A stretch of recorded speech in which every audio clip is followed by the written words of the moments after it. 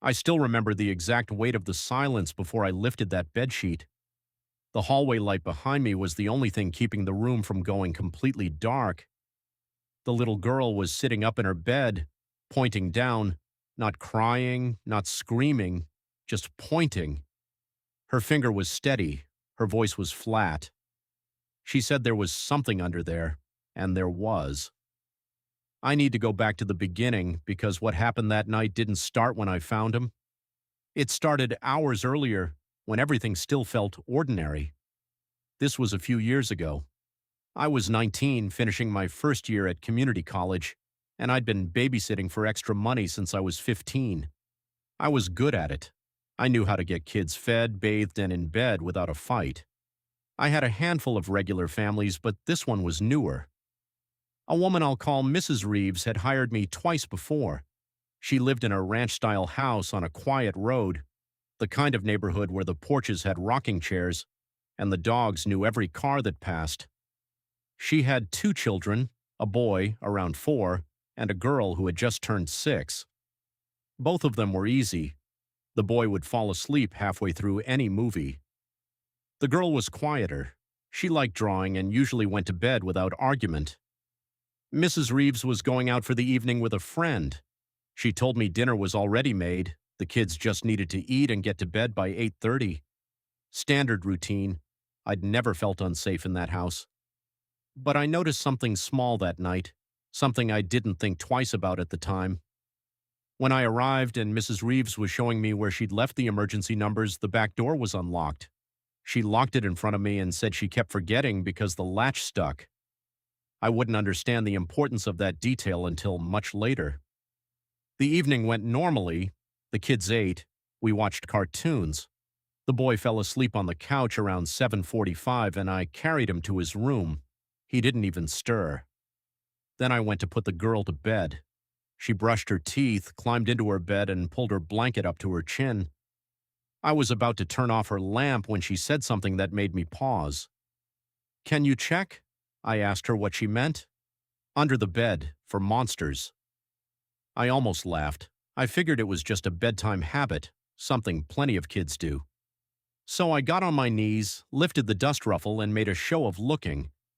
I swept my eyes across the dark space under the frame, saw nothing but a few stuffed animals in a shoebox, and told her it was all clear. She accepted that.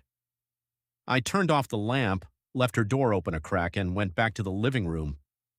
But something about the way she'd asked stayed with me. She hadn't said it like a child playing a game. There was no giggling, no dramatic performance. She'd said it like she was confirming something, like she already knew the answer. I sat on the couch and scrolled my phone. About 40 minutes later, maybe 9:15, I heard a faint thud from the back of the house. It was soft, like something shifting. I muted the TV and listened. Nothing followed. I told myself it was the house settling, or maybe the boy rolling over in bed. A few minutes later, I heard it again. This time it came from the hallway. I got up and walked toward the bedrooms. The boy's door was still half open. He was asleep. The girl's door was open the same crack I'd left. Then the girl called out, not loudly, just my name once. I pushed her door open. She was sitting up in bed, and her face was completely still. She pointed toward the floor. "He's back." I felt my stomach drop, not because I believed her, not yet, but because of the way she said it, like this had happened before. I asked her what she meant by back. She said sometimes she heard him moving at night, sometimes she could see his arm. My hands were shaking, but I told myself this was a child's imagination. Kids invent things in the dark. That's what they do.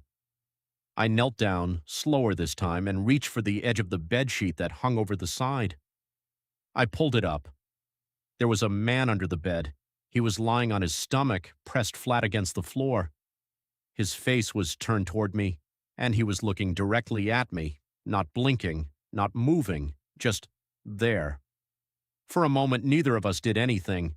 The world shrank to that 2-foot gap between the carpet and the bed frame. Then he lunged. He grabbed the edge of the bed and started pulling himself out. I stumbled backward and hit the dresser.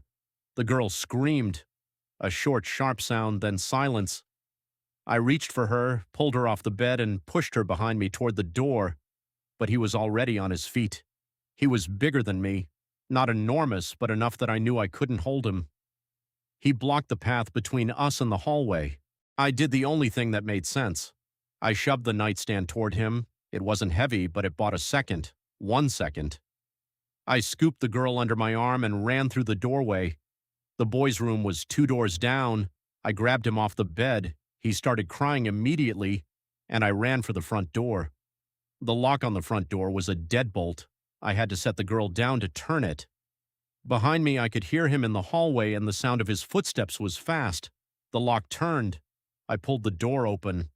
I ran outside barefoot onto the porch, carrying one child and dragging the other, and I crossed the lawn to the neighbor's house. I pounded on their door until a man in a bathrobe answered. I told him someone was inside the house. He called 911. The police arrived within minutes. They searched the house. The man was gone. He'd left through the back, through the same door that had been unlocked when I arrived. I would later learn that the latch Mrs. Reeves kept forgetting to fix may have been tampered with. The officers asked me to describe him. I did. The shape of his face, his clothes, the way he'd been lying perfectly still. One of them stepped aside and made a phone call. Then he came back and asked me a question that changed everything. Does the homeowner have a current protection order against anyone? She did. It turned out the man under the bed was someone who had previously lived in that house, someone who had been legally ordered to stay away, someone who knew the layout of every room, every closet, every hiding space. He hadn't broken in that night. He'd entered before I arrived. He may have already been there when Mrs. Reeves walked me through the house and locked the back door. He was caught the following morning, spotted near the property, tried to run, and was taken into custody by deputies. He was charged with multiple felonies and held on $500,000 bond. Mrs. Reeves called me that night after the police contacted her. She was crying. She kept saying she was sorry. She told me she had no idea. I believe her. But there's one detail that I've never been able to stop thinking about. When I checked under the bed the first time, the routine check, the one where I told the little girl it was all clear, I'd seen stuffed animals and a shoebox. The girl didn't own a shoebox.